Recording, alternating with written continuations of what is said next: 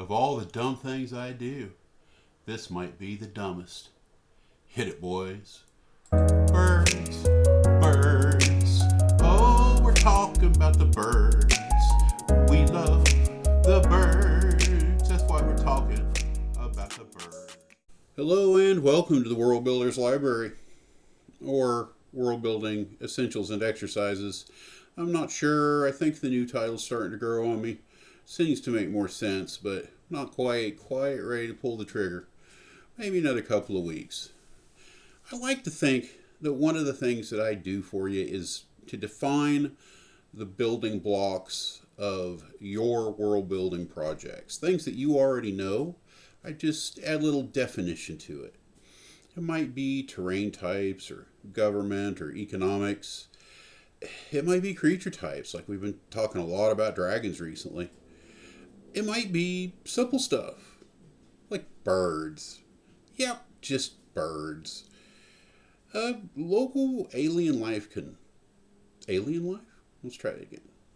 The local avian life can spill over into magic systems via speak with animals, summon animals, animal companions. It can get into combat encounters with birds as monsters.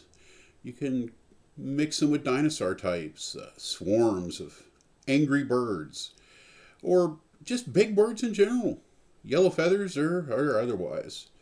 What really inspired this video, though, was just taking a walk. Things are starting to warm up around here, and I spotted this little songbird just having a good time in the undergrowth, probably chasing bugs. And he was minding his own business, but this is one of our warmest days recently. Things are starting to heat up around here, and nature's becoming active again. And so naturally, what does my mind go to? What of my fantasy settings would this little guy be most at home with? Birds in world building can be useful for a lot of reasons, even if that's just backdrop. And the prevalence of chickens in a particular community might be noteworthy. It's a way to make it distinct. I once visited Hereford, Texas, and it'll forever be the town with a million cows. That's what everybody knows it as. You can smell it from miles away. Once you can drive in from any direction, and there's cattle pen after cattle pen, just millions of them. Every town has something distinct, and sometimes it's animal life, sometimes it's chickens, sometimes it's other birds. Birds can be a part of government builds. They can be on heraldry. They can be used as nobles for the symbols they take. They can be wrapped into patriotism and nationalism and tradition. I mean, this is everything from bald eagles to turkeys. Birds are food. Avians have been a source for ages, way back beyond prehistory. Nests have been robbed for eggs. And, soon after we were plucking feathers from everything from geese to gulls, the true chicken of the sea. There's no pressing need to go fantasy here. You can keep it simple, keep it mundane. But then again, you can always play around with the extreme. It's your world. Do what you want. And if that means a 400-pound turkey, do it. Personally, I'm one of those DMs that want to know what their player characters are eating, even if the players don't care. And never underestimate your power as a DM to make them care. Just mention from time to time. You walk into the inn and succulent smells of roasting chicken greet you warmly. Pretty soon, they're going to be looking forward to your gaming sessions just for the food. Alright, sidebar. Try noting meals on index cards. Just start yourself a little file in your session prep. Just do one card per session, one every couple of weeks. Slowly they'll pile up. And all you young guys, all you young DMs, men, women, everybody, all this material builds up. Hold on to it. Even if you get out of gaming, you'll be back. You'll always be back. So hang on to this stuff. And that way you only have to do it once. So start building up this little pile of index cards with meals on it. Let's see, I've got it written down here somewhere. This is a good one. You don't have to force it on your players. Just let them know at the appropriate time that a particular meal is cooked goose, buttered Brussels sprouts, celery, carrots, a little gravy, and some chilled wine, they'll find themselves engaging with the meal. You'll find yourself watching them enjoy things that you enjoy that they never thought they wanted to know about your world. Brainwashing 101. What about birds and wildlife? Well, I mean, that's where they normally are, right? Speak with Animals can offer a variety of results. You know, birds are certainly known for being pretty dumb. But there's also some that are scary smart. Birds that have been observed using rocks to break things open. Tool use is definitely a sign of intelligence. There's birds that can distinguish between individual humans. They can mimic speech. Parrots, hummingbirds, peacocks, all these can make super interesting pets or bound companions. And birds as monsters. Let's face it, this is half of what DMs do. Running fights usually takes a good 30 to 60 to 80% of campaign time. You can throw some birds in there. Me personally, I've never fought an ostrich, but I bet it sucks. Most grounded birds, ones that can't fly, most of them are predators. You've got axebeaks out of D&D. They've been around for forever.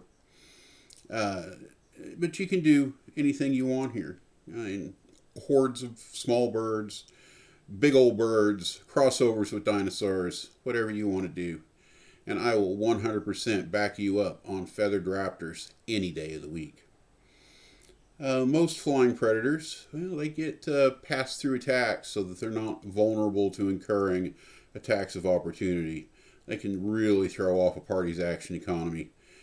Players don't know whether they should switch to range, whether they should be holding attacks, what kind of spells they can use. This kind of encounter can be great for draining resources before another more important planned encounter. If birds are smart, or if they're under command of something smart, they can be targeting casters. They can be going out of their way to force them to expend these resources, or at least strongly encourage. There's this scene, I'm sure most of you have seen it, Star Trek Deep Space Nine, the big battle where the Federation fleet's going to go back in and take back the space station. It's one of the final episodes before the defeat of the Dominion. And the big plan is they're going to keep harassing the Cardassians and make them break formation. It seems a little dumb, and ultimately it didn't really work. But anyway, do it to your players. Harass that mage that wants to, that wizard or that sorcerer that wants to not use any big spells. Just pick on them a little bit, poke at them. You'll get a fireball out of them, and then it won't be around whenever they're fighting your bigger, badder creature, and you'll have a lot more fun as a DM. You know, because our goal is always to make their lives miserable. All right, where am I on this sheet of paper here? Yeah, archers first. Okay. The Mighty Rock, the great anticlimactic battle of Dungeons and Dragons. Giant bags of hit points with lousy AC. Everybody targets it on the battlefield. It dies in a round before it gets a decent attack. They're still at the top of a natural food chain, even if they can't hang with veteran adventurers. And it doesn't have to be a hawk. I hope you guys have thought about this, because giant pelicans and emu and chickens. How about a 100-foot tall penguin? I mean, these are all valid choices. Have fun with it. And if you want to have some extra fun, mix in some fiendish influences or elemental blood or something, and give them armor. Jack up the AC. Then you have lots of hit points, lots of AC, Uh, some Wolverine claws, extra damage. And all of a sudden you have this lumbering behemoth that can look a Tarasque in the eye and say, quack. Okay, whatever. We may cut that. Yep. Yep. You combine all of this stuff whenever the party goes out hunting for the Thanksgiving feast, and you'll have a turkey hunt to remember forever. Pretty much every ecosystem on the planet, we've mentioned penguins, they've all got birds. You can have bird equivalents on your inner and outer planes, however you have your cosmology arranged. You can have birds everywhere. Normal birds, not so normal birds, whatever you want to do. Most ecosystems don't just have birds, they have a big variety of birds. You can make them pets. They are the things in nature that produce noise. There are forests in the world that it's loud, and then when night falls, it makes it all the more deathly quiet. Which of course you have night birds too. If you've ever tried to go camping up north, the loons will keep you awake. Noisy boogers. This is just one of the many ways that you can make your world feel more complete. And as always, that's one of the things that we're striving for. Your core world building stuff, I mean, that's stuff that you've envisioned. That's stuff that you want to do. You have all these cool ideas. I'm here to help you fill in some of the smaller stuff that you might not have previously considered. If you want, you should take the time. You don't have to do it pre-campaign. Just after the craziness is worn down and you're in that third, fourth, fifth session lull where you've written ahead quite a bit, expecting the party to get through things faster, and they spent an entire session trying to figure out how to get through a door. It happens. So you're running ahead. You've got some extra prep time. That's when you can do this kind of stuff. Make notes about the birds that they eat, the birds they see, what's available in pet stores, that kind of thing. It makes your individual regions, your individual towns, everything. It's a way to make the scene unique and memorable. For instance, as you are entering town, you're met by a family trying to rush their flock of chickens across the road. Excuse us, masters. Excuse us, please. It'll just take a moment, kind knights. We're just trying to get our flocks out of your way. It's an early first impression.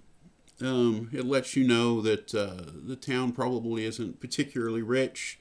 The townsfolk are wrangling chickens, and it could also lead into maybe it's a festival where they're going to be slaughtering a bunch of these chickens. Maybe it's something weird and unique where they're going to paint the feathers and everybody gets to dress up, or maybe it's just the new guys that have to dress up, and you can trick your players into being silly. Or you can establish the mood of travel. You have traveled through these blighted lands. It's dry. Everything is failing, except for the crows and the vultures. Just off the road, you watch as a fallen buffalo is slowly picked away by no less than 20 carrion eaters. The mood is depressing. Maybe the heroes are traveling to make things better. Maybe they're the reason things are bad. But whatever the cause, this is a place of sorrow, as established by the birds. And then finally, what every player wants to hear. The city has a band of druids running a high-end pet store. There are trained hawks, talkative parrots, and for 500 gold, you can buy a giant eagle that can carry one rider with a fly speed of 60. Look, sooner or later, your characters are going to start getting some kind of fast travel. So, one way to control that is to give them big birds, and it settles them down a little bit. It actually hinders them from teleporting because, they're big. You can throw in extra travel capacity and extra weight to encourage them to travel in big groups if you want to. Obviously, the way I've described this giant eagle, not super fast, but you can give them things that are fast if you want to. And you can do it in steps. Start with a few hippogriffs so that they can do little short missions with parts of the party, but not everybody. And then expand that, give them the opportunity. And, make them take it as treasure. It doesn't have to be something that you're piling on. It can be, this instead of gold and loot, that this is your loot. Wyverns or dragonelles. There's many options. I want to thank each and every one of you for stopping by. I'm glad that we got to spend some time together. I hope you all have an absolutely glorious rest of the day. Cheers.